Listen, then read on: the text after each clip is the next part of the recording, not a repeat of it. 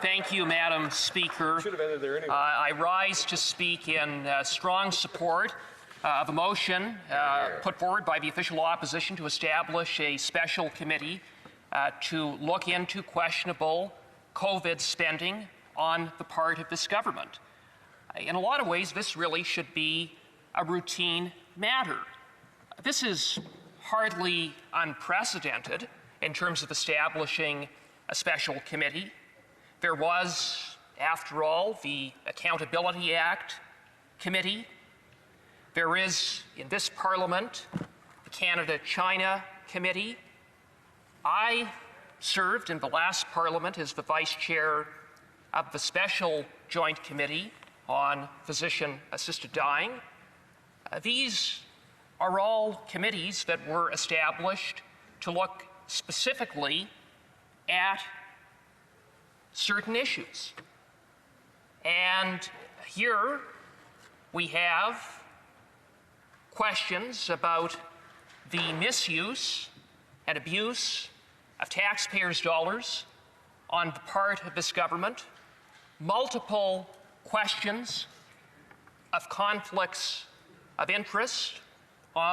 We have questions of corruption going to the highest levels in this government, all the way to the PMO. Now, one would think that in the interests of transparency and accountability, that the government would be eager for such a committee to get to work. As my colleague, the member for Carleton, stated, if the government has nothing to hide, then let's proceed. We have a Prime Minister who, after all, has famously said that sunshine is the best disinfectant. So why would the Prime Minister not want to let the sun shine in? Hear, hear. Madam Speaker, Madam Speaker, at the... With a grin. Well, Madam Speaker, let me just say that at the top of the list is the WE scandal. It started back in late June when it was discovered that an organization called the WE Organization had received a $500 million sole source contribution agreement. And it was known at that time that there were links between the Prime Minister and his wife and the Kielburger brothers. The Prime Minister, however, said, "Nothing to see here. I've not benefited from the WE Organization. My wife has a podcast, but that's all."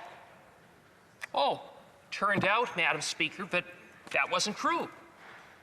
About 2 weeks later, it was revealed that the Prime Minister's brother, his mother, and his spouse had received more than $500,000 in fees and expenses from none other than the WE Organization. The Prime Minister said he had no choice, that it was the civil service that recommended that the WE Organization receive this $500 million sole source contribution agreement. Well, Madam Speaker, that turned out not to be true. Indeed, the more we learn, the more questions that arise. For a Prime Minister who said there was no political interference and no political direction, we learned that in addition to the Kielburgers, just by coincidence, enriching the Prime Minister's family, that there had been multiple communications between the Kielburgers and the former Minister of Finance in the way of 3 emails, in the way of a telephone conversation. We learned that there were multiple communications with officials within the PMO, including the Prime Minister's Chief of Staff and a senior advisor, Ben Chin, among others. We learned that there were multiple communications between the Kielburgers and officials in former Finance Minister Bill Morneau's office. Indeed, Michelle Krivokovic, a senior finance official, noted that the PMO was weighing in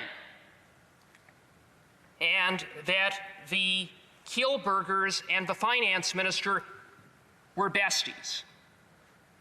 But the Prime Minister said no political interference. He knew nothing. But, Madam Speaker, as the evidence mounted up, the more and more it became clear that the Prime Minister's words weren't worth the paper they were written on.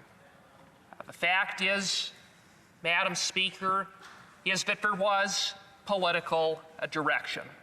We know that. And then we ask, why? Why would there be political direction to an organization that had never administered such a program before, didn't have the capacity to administer such a program before, was in chaos at the time in terms of firing staff, firing the chair of its board, being in breach of its banking covenants, for an organization that seemingly was the only organization that could possibly administer this program.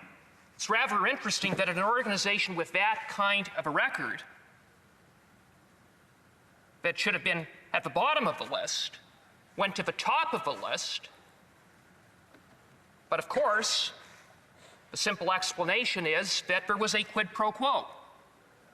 You see, the WE organization benefited the Prime Minister's family, and in return, they received sole source contracts with the federal government.